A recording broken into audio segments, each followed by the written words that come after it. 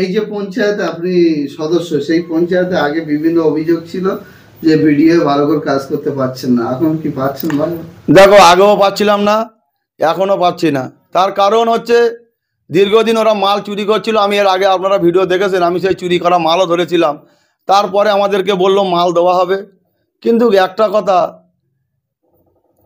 চোরের মায়ের বড় গলা, এরা বড় বড় কথা বলে। এদের লুটে পেটে খাওয়া অভ্যেস, এবং সেই লুটে পেটে খাচ্ছে এবং আমাদেরকে কোনো পরিষেবা দিচ্ছে না। আমরা এর জন্য আগামী দিন কোর্টের দ্বারস্থ হব। কেন? আমরা মানুষের ভোটে জয়ী হয়েছে, মানুষ আমাদেরকে ভোট দিয়েছে। আজকে শাসকের ওপরে, আজকের আইএসএফ দলটার ওপরে এত অত্যাচার করেছে, এই ভোগাড়ি টুর ওপরে এবং আমার ওপরে যে এত অত্যাচার হয়েছে, আজকে আমাকে উলঙ্গভাবে মারা হয়েছে। আজকে আমি এত মারা হয়েছে, আজকে আমি হেঁটে ভালো করে চলতে পারি না, আমি কোনো কাজকাম করতে পারি না। আজকে আমার বুকের যন্ত্রণা, আজকে আমার কোমরের সমস্যা। আজকে শাসক দল এত অত্যাচার, তাহলে আজকে আমরা বিরোধী পার্টি করার থেকে আমাদের উপরে এত অত্যাচার চলবে? মিথ্যা কেসে আজ অনেক ছেলে, আমার অনেক ভাইয়েরা এখনও জেলে আছে, মিথ্যা কেসে আমাদেরকে ফাঁসিয়ে যাচ্ছে। আজকে আমাদের অন্যায়টা কি? আজকে আমরা মানুষের জন্য কথা বলি, আজকে আমরা মানুষের হয়ে কথা বলি। আজকে যে শাসক দল তোলা তুলছে, শাসক দল মানুষের লুটে পুটে খাচ্ছে, তার জন্য আমরা কথা বলি। আজকে আবাস যোজনা ঘর নিয়ে অনেক কিছু লুট করছে। আজ এর কাছে 5,000 টাকা, ওর কাছে 10,000 টাকা। আজ এইসব প্রতিবাদ করার ক্ষেত্রে আজ আমাদের উপরে অত্যাচার। কিন্তু সায়নী ঘোষ বলছে যে যারা টাকা তুলছে, তোলা তুলছে, তাদেরকে জুতোর বাড়ি মারতে হবে। ওটা সম্পূর্ণ ভিত্তিহীন কথা। ওটা সামনে বলতে হয়, মানুষের সামনে বলতে হয়, ওই ধরনের কথা ওরা বলে। আর সায়নী ঘোষ কোথায় গেল? খুব তো বড় বড় কথা বলেছিল যে আমি সপ্তাহে একদিন দেখা করব, রোজ ভাঙড়ে আসবো। কোথায় গেল?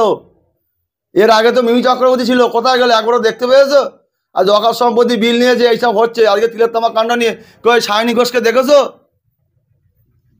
ওরা শুধু সম্পূর্ণ বাংলার মুখ্যমন্ত্রী যেরকম নাটক করছে, তার চেলা তো এরা, তারা এরকম ভাবে, তার চেলা বাংলার অভিভাবক যেরকম করছে, তার চেলা এরকম করছে। সম্পূর্ণ মিথ্যে। এই মমতা ব্যানার্জি পুরো আরএসএসের দালাল, এই মমতা ব্যানার্জি পুরো আরএসএসের দালালে। আর এই বাংলা অরাজকতা চালিয়ে যাচ্ছে এই মুখ্যমন্ত্রী। আমরা এরকম মুখ্যমন্ত্রী চাই না। আগামী দিন ভাঙড়ের মানুষকে এবং সারা পশ্চিমবাংলার মানুষকে মিথ্যে প্রতিশ্রুতি দিয়ে আজকে মমতা ব্যানার্জি মুখ্যমন্ত্রী হয়েছে। অনেক প্রতিশ্রুতি দিয়েছিল, তো কোথায় গেল আজকে প্রতিশ্রুতি? কোথায় গেল আজকে? সম্পূর্ণ ভাঁওতা দিয়ে আজকে মুখ্যমন্ত্রী হয়েছে। তবে মানুষ বুঝে গিয়েছে ভাঁওতাবাজি সরকার 2026-এ বুঝিয়ে দেবে।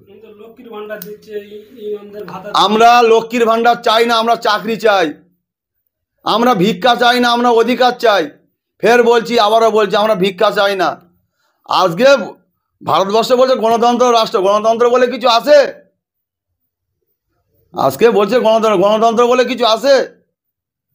কিন্তু আপনাদের অবজারভার বলছে যে বিনা পরীক্ষা দিয়ে চাকরি পাচ্ছে, মানে পরীক্ষা দিতে হচ্ছে না, চাকরি পাচ্ছে সিভিল পুলিশ।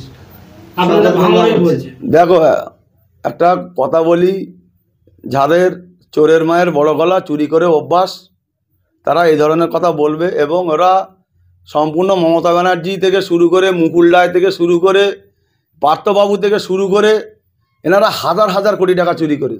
শিক্ষা চোর, কয়লা চোর, গরু চোর, বালি চোর, সব এই তৃণমূল সরকার। এদের পা থেকে মাথা পর্যন্ত চোর।